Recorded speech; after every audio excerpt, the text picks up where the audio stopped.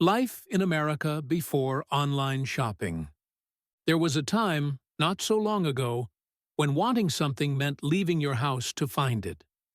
When shopping wasn't something you did in your pajamas at 2 in the morning, scrolling through endless digital aisles with your thumb. It was a physical act, a ritual, something that required shoes, car keys, and often a great deal of patience. The mall was the center of this universe. On Saturday afternoons, parking lots stretched like seas of metal and glass, packed tight with station wagons and sedans, their occupants circling endlessly for a spot near the entrance. Inside, the air was different. Recycled and climate-controlled, it smelled of cinnamon pretzels and perfume samples, of new carpet and the particular tang of the fountain coins that children threw while making wishes. The sound was a low hum of humanity, voices echoing off high ceilings, mixing with the distant tinkle of the music store, and the splash of water features that served no purpose except to exist. You walked through those corridors with intention. If you needed a new pair of jeans, you went to the jeans store. If that store didn't have your size, you went to another store, then another. You touched the fabric with your hands. You held things up to your body in front of mirrors that were never quite the right angle. You stood in fitting rooms with harsh fluorescent lighting that made everyone look tired. And you learned what fit and what didn't through trial and error, through the small disappointments of a waistband that sat wrong or a sleeve that was too long. And if none of the stores had what you wanted, you went home empty-handed. You waited until next weekend. You tried a different mall. Or you simply learned to want something else. The department stores were vast kingdoms unto themselves, multi-story temples of commerce, where you could buy a washing machine on the first floor and a wedding gift on the third. The escalators hummed as they carried you between worlds, between housewares and cosmetics, between children's toys and men's suits. Salespeople worked on commission, so they watched you, learned to read your browsing patterns, approached at just the right moment, with a smile that was practiced but not entirely artificial. They knew their inventory. They could disappear into the back room and emerge with different sizes, different colors, options you hadn't considered. At the register, you waited in line. You always waited in line. Behind a woman counting out exact change, behind a man with a return that required a manager's signature, behind someone who couldn't find their credit card in the depths of their purse. You learned patience as a practical skill, something necessary for survival in a world where instant was not yet a reasonable expectation. You learned to stand and drift into your own thoughts, watching the people around you, making up stories about their lives, about what they were buying and why. The catalogs arrived like seasons, thick, heavy books filled with everything you might need but couldn't drive to a store to buy. J.C. Penney, Sears, Montgomery Ward. They landed on porches with a satisfying thud. Hundreds of pages of clothing and tools and electronics, all photographed in that particular way that catalog photography demanded, slightly too bright, models smiling slightly too much, standing in blank spaces that could be anywhere or nowhere. You sat on the couch with a pen, circling item numbers on a separate piece of paper.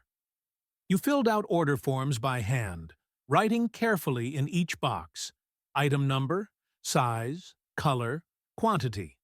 You double-checked the math because, once you mailed it in, there was no undo button. You wrote a check or included your credit card number, sealed the envelope, added a stamp, and sent it into the world, into the vast machinery of the postal system, trusting that somewhere, somehow, people you would never meet would process your request. And then you waited. 4 to 6 weeks for delivery. Sometimes longer. You moved on with your life because there was nothing else to do. The order became a small thought in the back of your mind, something you remembered occasionally with a little flutter of anticipation. Will it fit?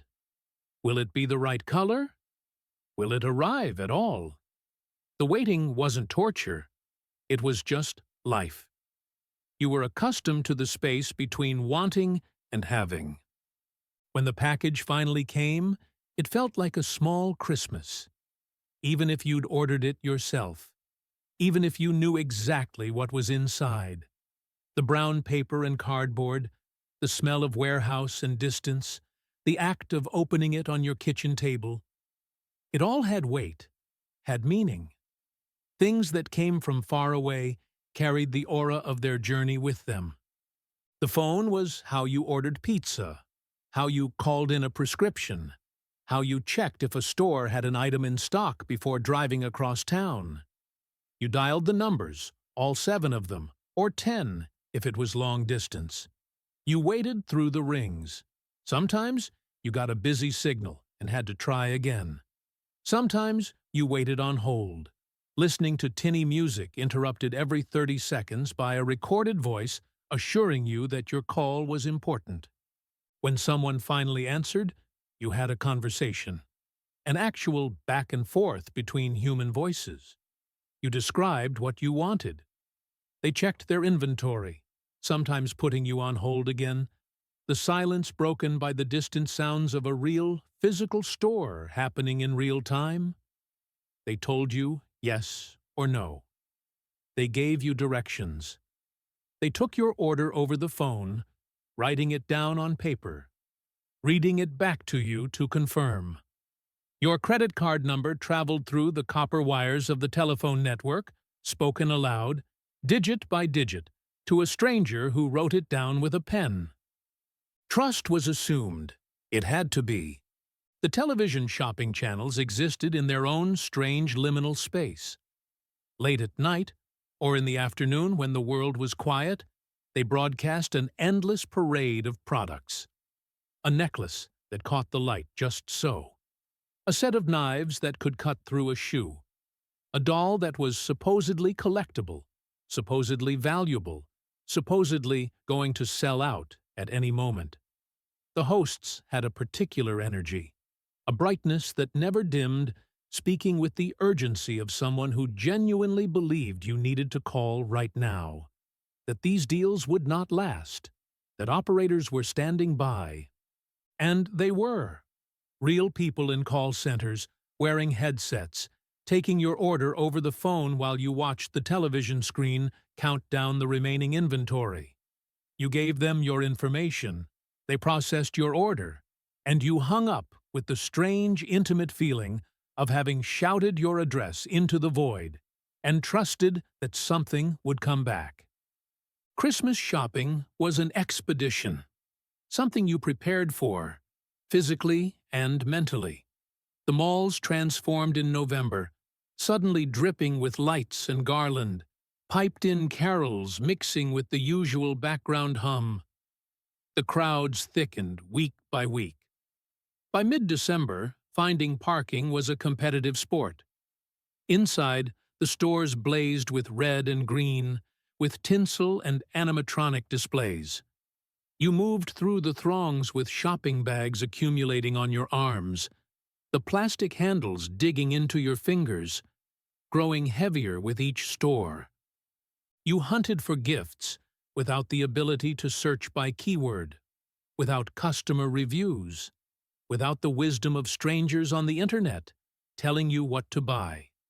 You browsed physically, walking every aisle of the toy store, the electronics store, the bookstore. You picked things up and put them down. You tried to imagine the person you were shopping for opening this specific item. Tried to picture their face, their reaction. Would they like it? Would they pretend to like it? You made your best guess and moved on. The lines at checkout stretched and coiled through the stores like serpents. You stood for 20 minutes, 30, sometimes longer, inching forward, bags at your feet, coat too warm in the heated air. You watched parents with tired eyes buying last-minute items, teenagers buying gifts with carefully saved allowance money, elderly couples moving slowly through the process with the particular dignity of people who refuse to be rushed by the chaos around them. And when you finally reached the register, when your items were finally rung up and bagged, when you finally stepped back out into the cold parking lot with your arms full and your feet aching, there was a sense of accomplishment. You had done it. You had acquired the things. You had physically moved through space and time to make these purchases happen. It meant something. The record stores and bookstores were places you went to discover. You couldn't search for exactly what you wanted because you didn't always know what you wanted until you found it. You flipped through the albums, reading the liner notes, looking at the cover art, maybe asking the clerk with the interesting hair if they had any recommendations. You wandered the aisles of the bookstore, pulling out volumes at random, reading the first page, the last page, the jacket copy. You found things you didn't know existed. You took chances on things that looked interesting. Sometimes those chances paid off. Sometimes they didn't. But the discovery was the point. The serendipity of it. The way an afternoon of browsing could change your taste, could introduce you to something that would become important to you in ways you couldn't predict. Returning something required dedication. You had to keep the receipt, that thin strip of paper that faded over time, that you had to fold carefully and keep somewhere safe. You had to bring the item back to the store, often the exact store where you bought it. You had to stand in the returns line, which was always separate from the regular line and usually longer. You had to explain what was wrong, why you were returning it, sometimes proving that you really did buy it here, really did still have the tags on. The person behind the counter would inspect the item, looking for signs of use, for damage, for any reason to deny your return. Sometimes they did. Sometimes you argued. Sometimes you gave up and left with the unwanted item still in your possession, unsure what to do with this thing you didn't need but could no longer return. There were no videos to watch showing you how the product worked, no reviews from thousands of strangers telling you about the one flaw you'd never notice or the one feature that made it worth every penny. You bought based on the information on the box, on the demonstration model in the store, on the word of the salesperson who might know what they were talking about, or might just be trying to move inventory. You learned by buying. You learned what brands were reliable through your own experience and the experience of your family, your neighbors, your friends. Information moved slowly, person to person, conversation to conversation. Someone's cousin had that vacuum, and it lasted 15 years. Someone's coworker bought that brand of television, and it broke in 6 months. The knowledge accumulated gradually, anecdotally, imperfectly. Ordering from a restaurant meant calling and placing your order over the phone, or driving there yourself. There was no app showing you the driver's location in real time, no way to watch your food making its journey from kitchen to door. You waited without knowing.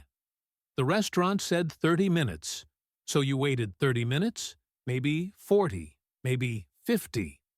When the doorbell finally rang, when you opened the door to see a teenager holding a pizza box or a paper bag of Chinese food, the transaction happened face to face. You handed them cash, exact change if you were considerate, a tip if you were generous, and they handed you your meal and disappeared back into the night. The waiting was everywhere. Waiting for the photo developer to process your film. Waiting for the bank to process your deposit.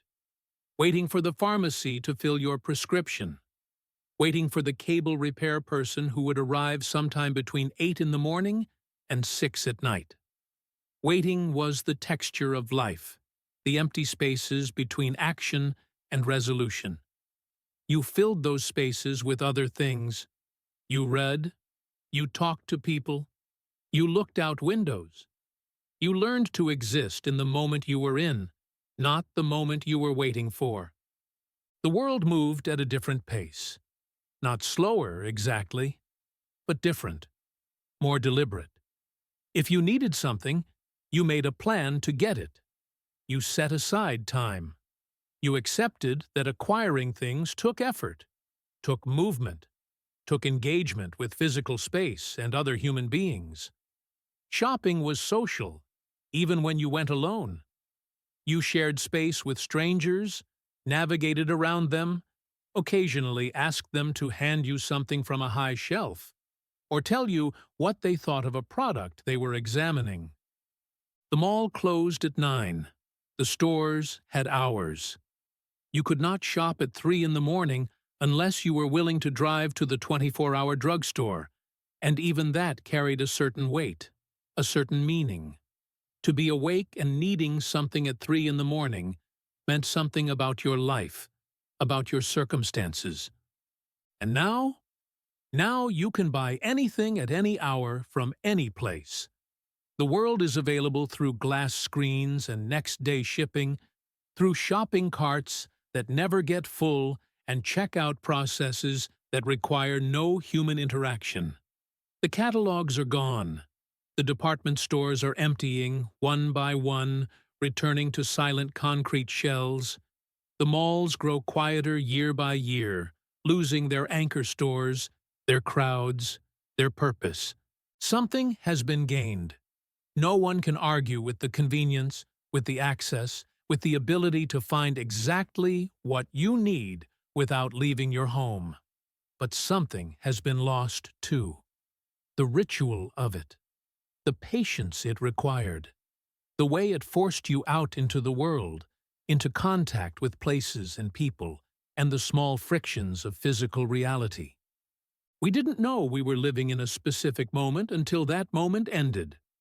We didn't know that the way we shopped, the way we waited, the way we moved through stores and stood in lines and filled out order forms by hand would someday seem quaint, impossible, almost fictional. But we were there, we lived it. We circled parking lots in December, we flipped through catalogs on the couch. We stood in fitting rooms and checkout lines and waited for packages that took weeks to arrive. We made it work because it was the only way. And sometimes, late at night, scrolling through endless options on a glowing screen, we remember. We remember what it felt like to want something and have to leave the house to find it. We remember the weight of shopping bags on our arms. We remember the particular exhaustion of a Saturday spent at the mall. And for just a moment, we miss it.